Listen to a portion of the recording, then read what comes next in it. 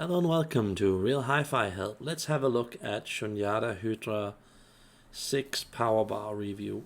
I had this for a couple of years. As you can see in the picture, that's how it looks. And that's how it looks inside. Quite interesting. Not super heavy. I feel that inside they could have put like some dampening mass or something to make the sound a bit more organic.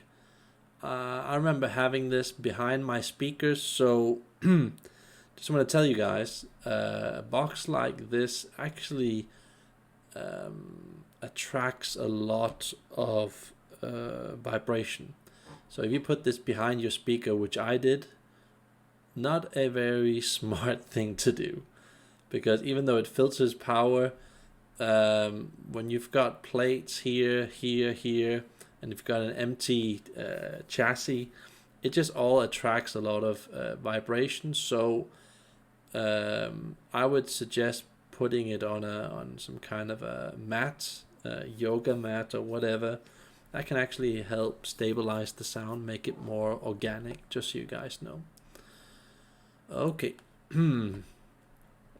Let's just have a look at this thing here.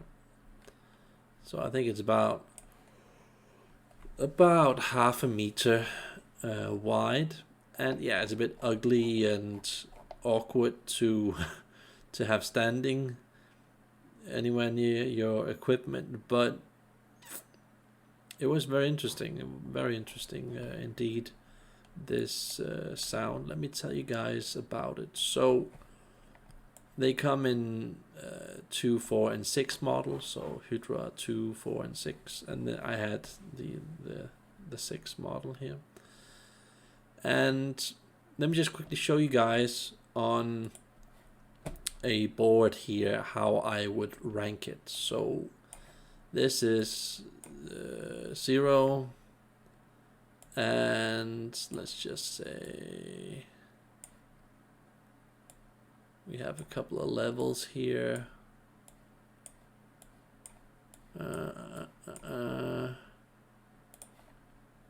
So let's just say we have 0. This is the worst gear in the power bar market. This is the best gear. Whoa. And let's see if we can place this somewhere. So I would say that this would probably be like a normal power bar, normal here, and then we have like the slightly better with the normal power bar with like a gold plug on, normal with gold plug. Then I would say just above that we would have something like, let's just say the old Supra power bar. All of this is my opinion. And then the newer Supra power bar. And then we probably have something like, brands like Syndac, just so you guys know. And then we have like top Syndac. And then I would say probably like Isotech bottom models. That's how I kind of would rank the power bars. And then here I would say Shunyata, Hydra 2, 4, 6. And what should we put here? We probably have like the Gigawatt Mark 1, PF1, something like that. And then we have like Gigawatt Mark 2. Isn't it called PF2? I think it's called PF2 Mark 2. And then now I would say we would probably have like a bottom Audio Quest Niagara models. And then I would say around here, what would we have there? Probably have like a gigawatt Evo PC 1.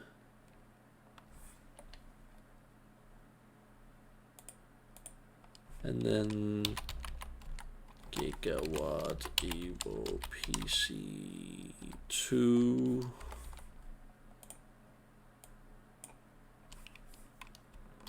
Up there we would have the gigawatt PC 3. And then we probably have like, what could we have here? 3 SE plus, I think that's what they're called. And then I would say like up here, PC 4 SE plus, and then PC, what's it called, plus with DC filter. Okay, and then you would have some extra boxes like here around this area. It's just a circa guess estimate for me. I would say like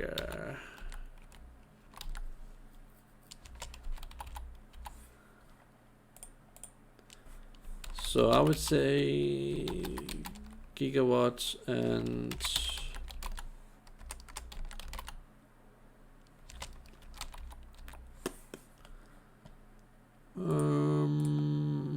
yeah, I would say it's about the same, even though it's a tiny bit lower written.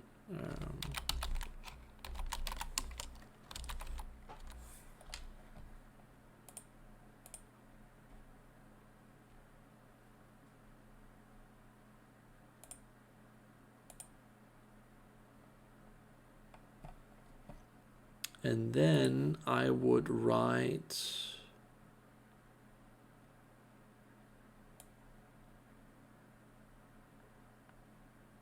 as a separate category here, I would say ISO 8 mini sub access.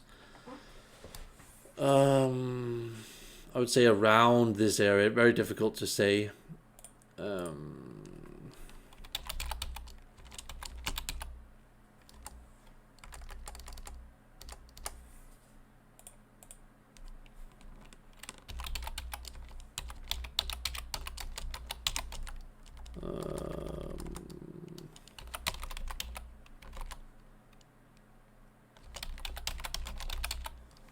Substation. I would say around here, you know, because this is just a circa estimate from me. So don't take this too literal. So you start here, you have a regular shit power bar. It's just noisy, messy, all over the place. You turn up the volume. It comes and goes in waves, and you can't really access information. So you want to kind of get something with the gold plug. It kind of dampens the sound a bit, so it gets like a tiny bit warmer, but there's still problems. So you get something like a Supra power bar, the old ones that they made probably like 10 years ago. Yeah, you start to get a tiny bit of structure. It cleans the sound a tiny bit, but it's still plasticky and, you know, not really there at all. But you definitely notice that something is happening. And then you get all of these, you know, from here to here. It's just a lot of models on the market from all kinds of brands that in their own way create like a different angle on the sound. So you get different priorities different tastes and stuff like that, but it's all still relatively, most of them, not all, still not really there quality wise. But then you start, I would say, with Isotech and this Shunyata hydra. I would say that that's like the start of something good, you know. Start of something good, you know, with a lot of, I would say, potential.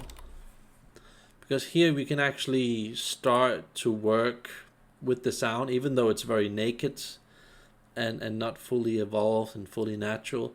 At least, you know, we start recognizing that there's potential here, that you can put cables on it, you can kind of shape the sound like you want. Of course, it's going to take a bit of time, a bit of money, a bit of effort figuring out what works best with your equipment. So, and then later on, it just gets more and more evolved here. More information, more layering, better black level, all of that. And the reason why I feel that isolate is better, because even though it doesn't, this is just one of their models, the one that I have. Even though it's a bit behind in terms of a few parts of the detail, like the pressure, the soundstage bigness, the thumpy bass, the artificial separation, I still feel that overall it's more balanced, integrated, which is most important, and it doesn't inflict its own personality on the sound. So yeah, it doesn't quite have all the impressive stuff that all of this gear has here in this zone here, but I still feel that it still wins. Still wins. And of course, this has more potential,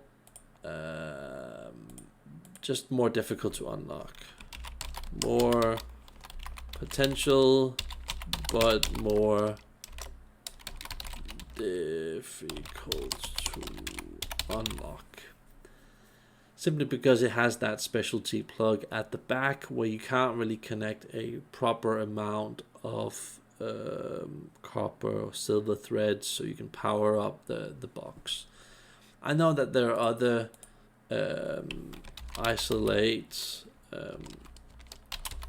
bigger models, and I know that there is something up here that I haven't tried. Stuff I haven't tried, which usually is crazy expensive, because you know it's basically the best in the world. So these are basically the I can mention other boxes, but these are the things that I think is worth mentioning. The most important players on the market. Oh yes, another one I actually could mention now that I see it here. I feel that around this same area here, let's just call it around powerbar sets. Technically awesome, but for me, totally unnatural.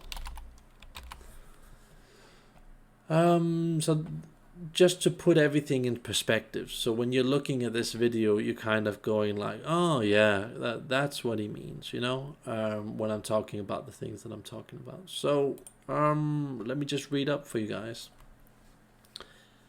It does without a what was it? It does without a doubt change the sound compared to a standard power bar. Standard power bar is more messy, harsh, raw, with an unstable volume control, and this thing is like a very good standard power bar. Yeah, assuming you use the right plugs. I used 7908 plugs, so that's a good combination. Also, if you have warmish equipment. So It's basically clean, fast, light, a bit on the bright side. Voicing is a bit technically, it's a bit focused on the technical part. It's a bit flat. It has this voicing where the artist sounds like they're a bit ill, hoarse, or whatever you call that. Just kind of raw and almost naked in the voice. I don't like that, and it took me quite a while to actually hear that. It was only when I had the gigawatt powerbar later, when I upgraded, that I could hear that was more evolved, more natural, even though gigawatt is far from the optimal solution in my opinion.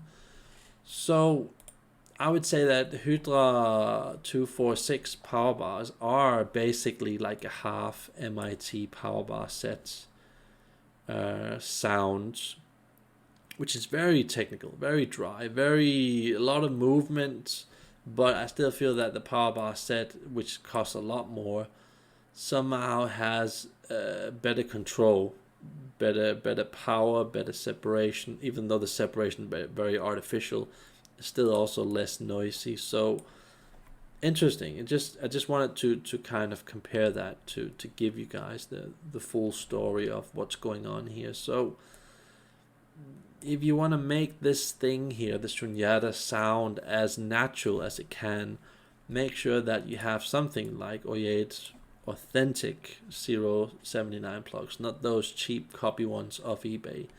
Make sure that they are authentic. Authentic means that they usually cost 2, 3, 4 times more than the copy stuff from eBay. Trust me, I've had those copy plugs from eBay and they just destroy sound. So where was I going with this? I feel that it just gets too technical, too dry, too plingy, and it just doesn't sound convincing enough.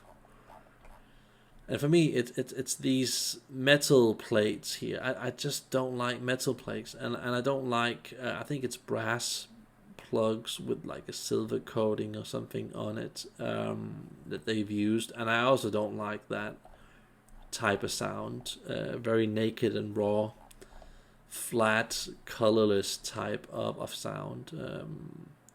But still, this thing could still sound good. For example, if you have problems with tonality, so that you've got a sound that is too unclear, muddy, and you're running probably some tube gear, it's like putting all of this grease on top of the detail so you can't really see what's going on. It could still be a good solution for that. So I'm talking about gear that's perhaps something like Torhauger tube gear, perhaps JJ 828 amplifier, perhaps something modern, cheap, triode like warmish type of sound. It could still sound pretty decent. I think this is kind of where it starts in hi-fi, in this zone here, where you can hear that there is something clearly happening compared to the standard power bars. Also note this, that even though I've put the Syndac down here, I have a friend who told me that when he upgraded it, it actually beat his gigawatt power bar that he got from me. So when you upgrade this Syndac thing, it can actually get better than this one up here. So that's a good tip for you guys. But just overall, these gigawatt power bars and some of these AudioQuest power bars are actually really good. And even though these are lower down on the spectrum, or whatever you call this, they still do some really technically awesome things. So this is how I see the market. There are, of course, other brands that I haven't mentioned, but I feel that this is, at least for me, how I see the entire market, and there might be some few things that I haven't heard or just can't remember, but yeah, that's basically how I see it. So interesting. I just want to tell you guys, I remember trying a Shunyata Diamondback power cable. And they're actually awesome power cables. I could have gotten one like 200-300 bucks used 10, 8, 10 years ago, something like that. And that's a good value power cable, which sounds pretty good with Shunyata gear in general. If you guys want to try a cable that's really good value, that doesn't cost a lot, yeah, it's a bit analytical, yeah, it's a tiny bit cold, and yeah, it's that OFC copper thing that they like to do. But I think that generally with Shunyata, for me, it's just a more of an analytical, correct type of sound where you just get a certain type of detail through doing a certain flavor, do certain structure. So, I mean, of course, try it, and it gets a lot better once you get up in the expensive models. But this is just what I've experienced, and look out for this other review here, because I'm gonna make a review of that, the power bar that I got after this, because as soon as I tried this, the Gigawatt PF2 Mark II power bar, I realized that wow, this thing just sounds so fake, dead bright, light, and out of control. But I only realized that once I got this thing. So it's just funny how when you break a reality and try something so much better, then only at that point do you realize that, whoa, the thing I had before, even though I was happy owning it for a while, as soon as I heard this, I was like no longer happy owning this, because you just realize that, okay, that's a class better sound, you know. So that's basically all that I wanted to tell you guys. Like and subscribe if you can. Bye.